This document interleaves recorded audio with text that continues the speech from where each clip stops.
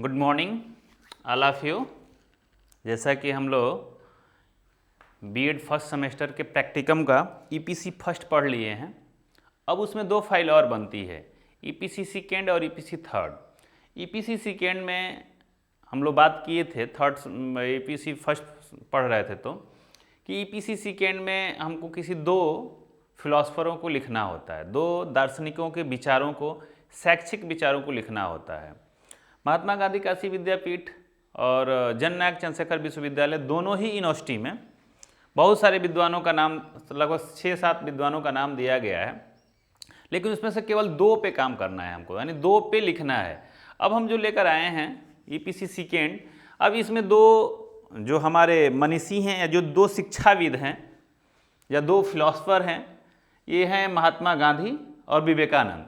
इसको हम पढ़ते हैं कि कैसे क्या होगा। अब इसको बहुत पढ़ना नहीं है, हम आपको दिखाएंगे, आप स्क्रीनशॉट लेकर के इसको लिख सकते हैं। फाइल बनानी होती है, बस ये एक सिस्टम समझिए कि ईपीसी सेकेंड को लिखा कैसे जाता है, ताकि एग्जामिनर के सामने जब आए फाइल हमारी तो एग्जामिनर उसको देख करके प्रभावित हो और अच्छा से अच्छा नंबर हमको दे। आइए देखते हैं। जैसे हम स्टार्ट करते हैं विवेकानंद से। कहाँ से स्टार्ट करते हैं? विवेकानंद से। लिखा हुआ है स्वामी विवेकानंद। जैसे बहुत सारे बच्चों का था कि सर आप स्क्रीनशॉट करने के लिए कहते हैं तो थोड़ा सा हट जाया करिए। देखिए विवेकानंद हट जा रहे हैं, आप ये मत समझिएगा कि हम चले गए। विवेकानंद, स्वामी विवेकानंद जी हैं। ऊपर हम लिखेंगे स्वामी विवेकानंद, फिर लिखेंगे उनका नाम स्वामी विवेकानंद, वास्तविक नाम नरेंद्र दत्त। थोड़ा सा हम छोटा कर दे रहे हैं ताकि समझ में आए। नरेंद्र दत्त, जन्म उनका है 12 जनवरी 1863 कोलकाता में हुआ था, और मृत्यु जो है 4 जुलाई 1902 पश्चिम बंगाल में हुई। ये ऊपर लिख देंगे। इनका लगभग छोटा सा एक ब्यौरा है। उसके बाद स्टार्ट होते हैं, एक फोटो हम लगाएंगे विवेकानंद जी का, जैसे लगा हुआ अपनी फाइल पे चपसा कर देंगे इस फोटो को, देखिए।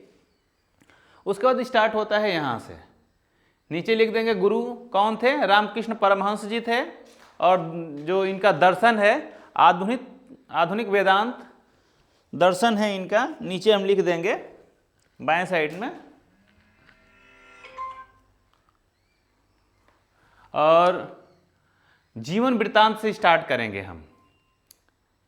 जीवन वृत्तांत में उनका हम लिखेंगे स्वामी विवेकानंद का जन्म कब हुआ था, किस सन में हुआ था, कब कब हुआ था। बहुत सारी किताबों में आपको मिल जाएगा, या आप यहीं से डायरेक्ट लिख सकते हैं। आप चाहें तो यहीं से डायरेक्ट लिख सकते हैं। स्क्रीनशॉट आप लेते रहिए। आप ये नहीं कहेंगे कि सर आप आ जाते हैं और कहते हैं कि स्क्रीनशॉट ले लीजिए, ठीक है। इनके बारे में विधिवत ये फाइल अच्छी फाइल बनी है, इस पर एग्जामिनर द्वारा अच्छा नंबर दिया गया। आप नरेंद्र दास या नरेंद्र नाथ के बारे में, इन यानी विवेकानंद के बारे में अच्छे से लिख लेंगे।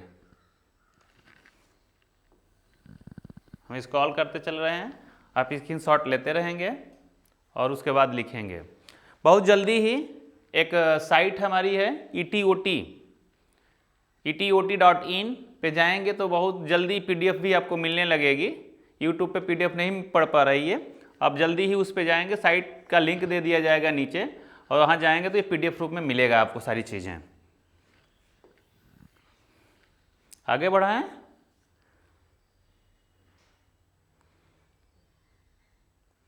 आप इसको जो है स्क्रीनशॉट करके और लिख लेंगे, ठीक है। ये हम बात कर रहे हैं विवेकानंद जी की। किसकी बात कर रहे हैं? विवेकानंद जी की।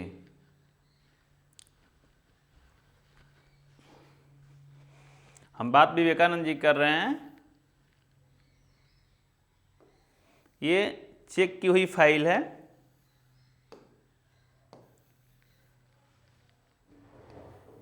आप स्क्रीनशॉट लेंगे इसका और लिखते जाएंगे।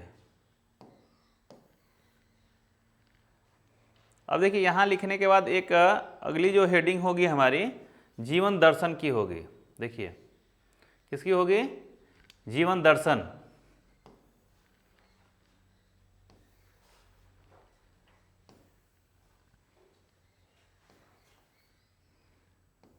फिर अगली जो एक हेडिंग होंगी शिक्षा दर्शन, एजुकेशनल फिलॉसफी विवेकानंद जी की क्या थी?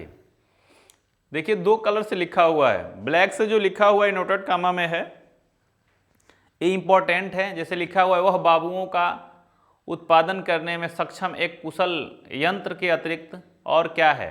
यदि इतना ही होता तो भी मैं प्रभु को धन्यवाद देता और देता, पर कहा देखो ना लोग किस प्रकार श्रद्धा व विश्वास से हीन होते जा रहे हैं। वे घोषणा करते हैं कि गीता भ्रमात्मक है, एक सेवक मात्र है और जो भेद है ग्राम्य लोकगीतों से अधिक महत्व नहीं रखते। ये इन्वर्टेड कामा में है, ये थोड़ा सा उनके द्वारा कही हुई बात है जो काफ़ी प्रचलित हुई और बड़ी ही इम्पोर्टेंट है।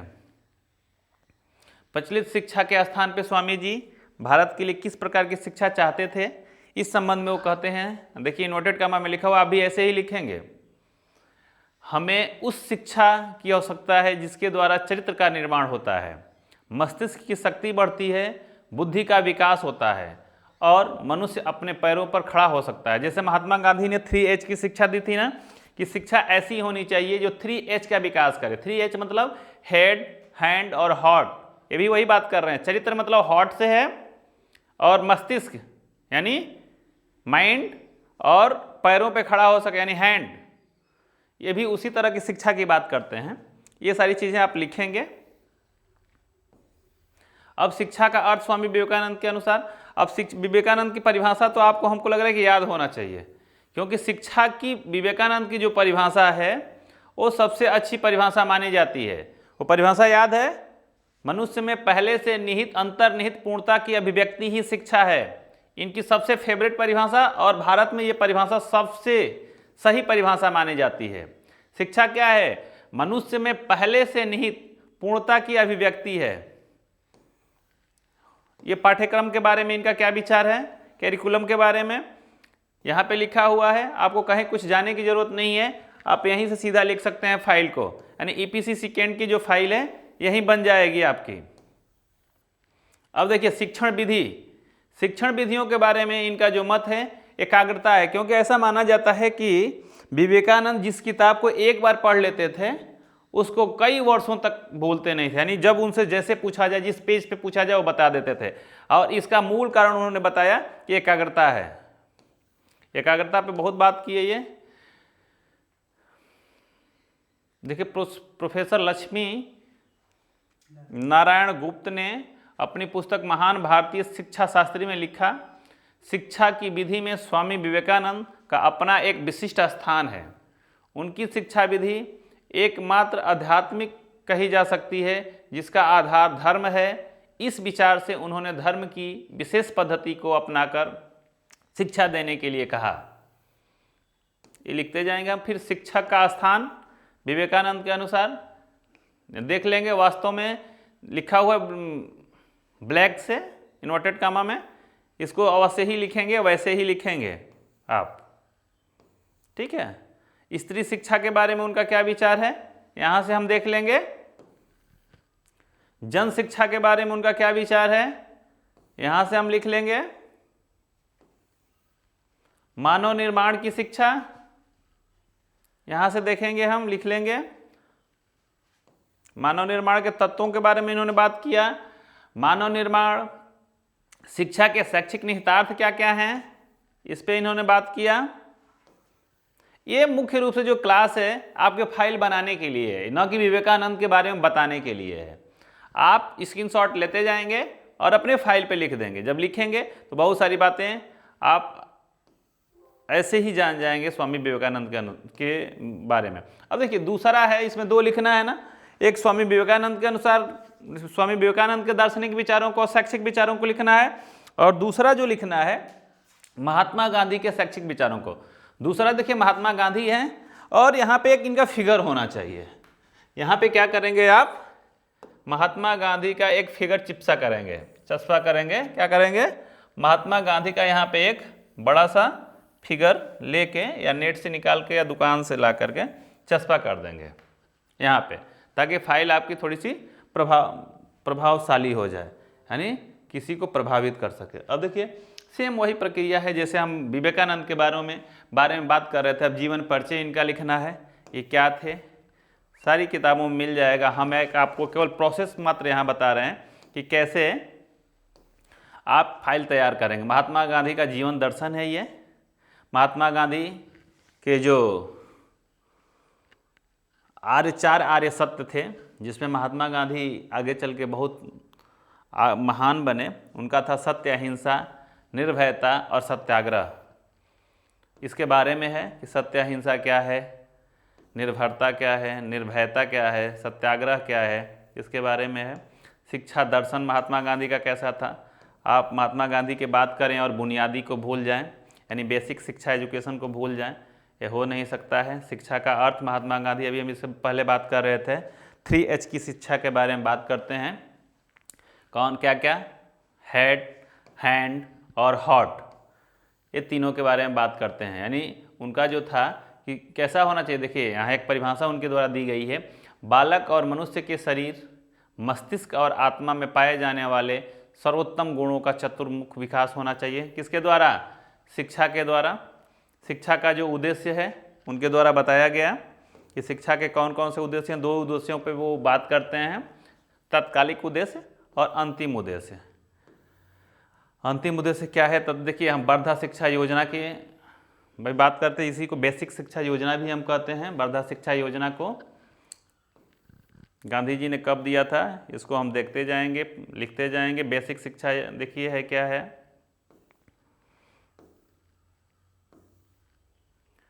शारीरिक और मानसिक विकास, सर्वोदय समाज की स्थापना, सांस्कृतिक विकास, यानी शिक्षा के द्वारा किस किस चीज़ का विकास किया जाए। व्यवसायिक विकास के बारे में बात करते हैं, नागरिक का विकास करते हैं, आध्यात्मिक विकास के बारे में बात करते हैं। थोड़ा सा हम रुक लेते हैं, देखिए यहाँ पे बेसिक या बुनियादी विद्यालयों की समय सारणी महात्मा गांधी बताते हैं कैसे कैसे क्या होना चाहिए। आधारभूत शिल्प कितने घंटे में होना चाहिए, मातृभाषा के लिए कितना टाइम देना चाहिए, संगीत, चित्रकला, गणित के लिए कितना टाइम देना चाहिए, सारी चीज़ें हैं। यानी टोटल 5 घंटा 30 मिनट का होना चाहिए। बुनियादी शिक्षा के सिद्धांत जो हैं उसको हम लिख लेंगे, ये किताबों में मिल जाएगा। ये वीडियो बनाने का मूल जो पर्पज़ है, बच्चा जो फर्स्ट में आता है तो उसको समझ में नहीं आता कि हम अपनी फाइल कैसे बनाएं। एक फाइल का प्रोफार्मा दिया गया है, न कि महात्मा गांधी के बारे में हम पढ़ा रहे हैं आपको। इस प्रोफार्मा से किताबों की सहायता से इससे भी अच्छी फाइल बनाई जा सकती है, आप बना सकते हैं। ठीक है, ऐसा कुछ नहीं है कि हम महात्मा गांधी के बारे में पढ़ा रहे हैं। जिसे इनकी शिक्षण विधियाँ, इसलिए शिक्षण विधियाँ या इनके एजुकेशनल जो शैक्षिक योगदान है शिक्षा में, उसके बारे में अधिकतम हम बात करेंगे, क्योंकि हम शिक्षा के बारे में ही पढ़ रहे हैं। अनुशासन के बारे में उनका क्या कहना है विधिवत हम किताबों से भी देख सकते हैं। शिक्षक का स्थान क्या है उनके नज़र में, गुरु शिष्य का स्थान कैसा होना चाहिए, इसके बारे में हम देख सकते हैं। विद्यार्थी कैसा होना चाहिए, विद्यार्थी के बारे में भी बहुत कुछ कहे हैं ये। विद्यालय कैसा होना चाहिए महात्मा गांधी के अनुसार, इस पर भी वो बात करते हैं। आगे देखिए, महात्मा गांधी जी के विभिन्न प्रकार की शिक्षा की बात करी, स्त्री शिक्षा, प्रौढ़ शिक्षा, जन शिक्षा, धार्मिक शिक्षा, राष्ट्रीय शिक्षा। अब उसको अलग अलग देखिए लिखा जाएगा। इनका पाठ्यक्रम क्या है, आधारभूत शिल्प, मातृभाषा, गणित, सामान्य विज्ञान, उपसंहार, यानी आप उपसंहार हम कर देंगे कि महात्मा गांधी के बारे में क्या क्या है। अब थोड़ा सा इस पर हम बात कर लेते हैं कि इन दोनों जो फिलासफर हैं या जो ये दोनों शिक्षाविद हैं, इन दोनों शिक्षाविदों को लिखने के बाद एक हमारी EPC सेकेंड की फाइल पूरी हो जाती है।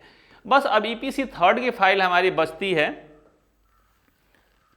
EPC थर्ड की फाइल हमारी बच जाती है। EPC थर्ड की फाइल के लिए भी एक छोटी सी हम वीडियो इस पर डाल देंगे कि EPC थर्ड की फाइल कैसे बनती है। ड्रामा एंड आर्ट, यानी उसके बारे में हम बात किए थे, उसके बारे में हम बात करेंगे नेक्स्ट वीडियो में।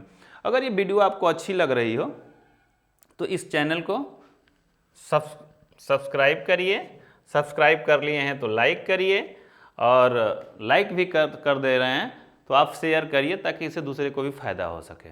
धन्यवाद, हम मिलते हैं फिर नेक्स्ट वीडियो में EPC थर्ड में।